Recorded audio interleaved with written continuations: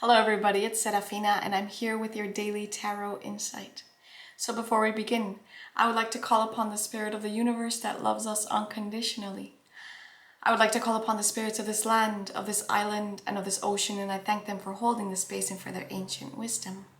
And I would like to call upon my guides, my ancestors, my team of light, and my archangels, and I thank them for their presence and guidance with this collective reading.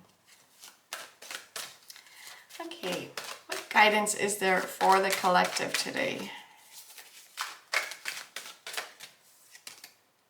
We have the Page of Wands. What further guidance is there for the collective? We have the Emperor. What further guidance is there for the collective today? We have the card of the Star.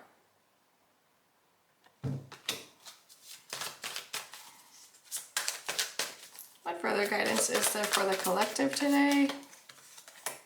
We have the Nine of Wands.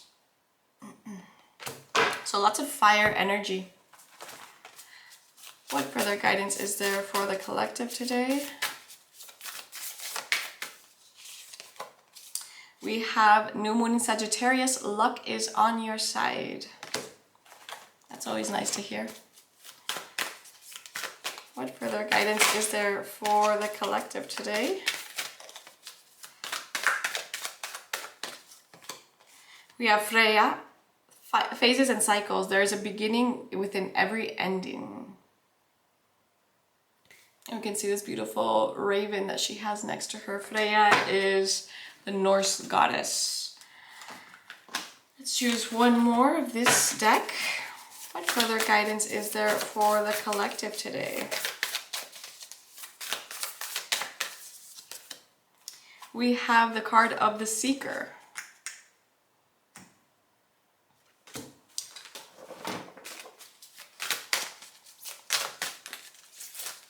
Last card of the day. We have this one. As I mentioned, these cards don't have explanations. Okay, so we're starting off with the Page of Wands. This is a card of enthusiasm, of courage, of approaching life with an open heart, with an open mind, with knowing that the possibilities and the opportunities are boundless. There's so many of them. And the wands in tarot represent fire, and fire is passion, it's creativity. It's kind of like how we assert our will, how we continue forward. So given that it's a page, I feel that some of us are kind of having like this almost childlike expression towards something, or we're approaching something with like a beginner's mindset, right? And being able to approach something new without too many expectations. Funnily enough, the next card that we have is the Emperor, and the Emperor is also very fiery, given that it's ruled by Aries, and that is related to Mars, right? The Emperor is very disciplined. He knows exactly what he wants. He has the world in his hand, and he has here a staff, which I consider like a staff of discipline. And so the Emperor, even though he has his armor underneath his clothes, that means he's ready for whatever needs to come. That's not the way he confronts the world. So it's kind of like standing in this place of authority. This card can also indicate that there may be some boss-like figure in our life with strong masculine qualities that can influence us today. However, if we're pairing it with the Page of Wands, I'm saying that there's kind of like this mastery that's coming up with us. It's kind of like there's a little bit of a childlike innocence of something that we are approaching, but it's leading us to kind of like this authoritative father figure. It's kind of like us becoming our own father, tapping into this masculine energy that we have within us.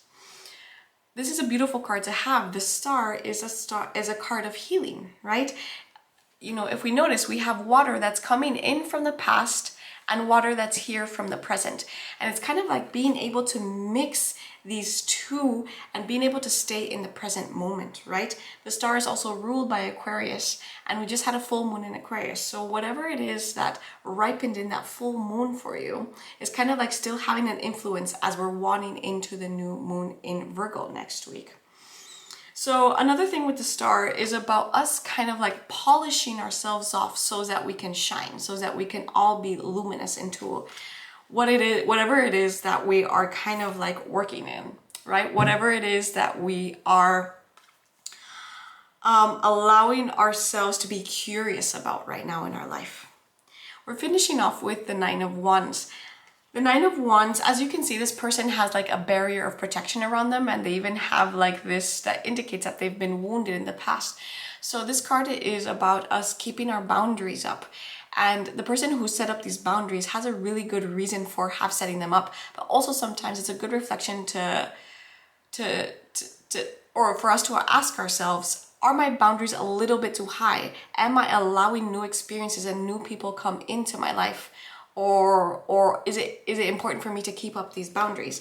And what I'm going to interpret from this particular reading is that it is important for us to keep up our boundaries, because there's something that's happening. There's something that's kind of like healing, these waters that are coming to cleanse and to polish us off. So what I'm really getting from these cards is take time to retreat. Take time to kind of like reassess how you want to continue forward, whatever project it is that you're going or that you're working on right now. Because the Emperor, like, he is very, very decisive, and he is almost, I'm hearing, tactful in how he executes his plans, right? And it's because he comes from a past where, you know, the wisdom that he carries is because he knows better, because he's been there. He's not just read it in a book or because he heard it from somebody. It's because we've been there. And so I feel that if we want to have this like childlike enthusiasm of continuing our projects, it's important to kind of like be our own father and be able to set the boundaries that we need, right? This card, the Nine of Wands, can also speak of us, you know, kind of like seeking new ways to do things, right? Like maybe we've been kind of like stuck in how we have been approaching something and kind of like getting out of our comfort zone and trying new things. And the way we do that is by actually taking time to retreat, taking time to journal, or, you know, eliminating distractions from around us. For those of us who have meditative practices, going to meditate and kind of like having this, it's kind of like a palate cleanser, right? Having a palate cleanser so that we can then go out and seek new ways of approaching things, right? It happens to me sometimes where I am just like so full on with everything that I want to do. It gets to a point where I'm starting to exhaust myself, and the ideas, the inspiration doesn't come to me anymore. And then I feel a little bit obligated to take a little bit of time off. And, you know, of course, it's when in those leisurely moments, it's in those in-between moments that flashes of inspiration come to me of how to continue things. And the insight for me is always just like, I need to take more time to kind of like slow down, to be able to listen to myself. And speaking of listening to myself, if you notice, this person here has kind of like this seed or this flower that's gemming, and it has 1, 2, 3. So I really feel that it's speaking to the third eye and to be able to perceive things beyond what our natural eyes see. So, you know, maybe even practicing that. Like when you're walking, if you're sitting in a room and there's lots of people around you, practice closing your eyes and just sensing what the people and the circumstances in the room are trying to tell you, other than what you are perceiving with your normal eyes. Luck is on our side, so I feel that if any of us are kind of like going through any transactions regarding, I don't know, legal matters or any conversations that we have to have with certain friends, I feel that this is going to be a really good time to be able to have those conversations. I also feel that maybe some of us are going to be receiving some unexpected communication from somebody, so being able to kind of like retreat and assess if that's some, you know, how we're going to respond to those things. And it says there is a beginning within every ending. Illusions are revealed and released, right? And so it's something that we know about ravens is that they're really good at traveling between worlds. They're psychopomps, right? And we can see the moon here. So it's also relating to these lunar phases and allowing what needs to be revealed in time, and not kind of like pushing information to be released to us. Okay, everybody, I hope that this reading was useful to you. If it was, I'm going to kindly ask you to comment, like, or subscribe to my channel. And if you want a personal reading, please visit my personal website and we can find a time for you. Okay, everybody, see you tomorrow. Bye.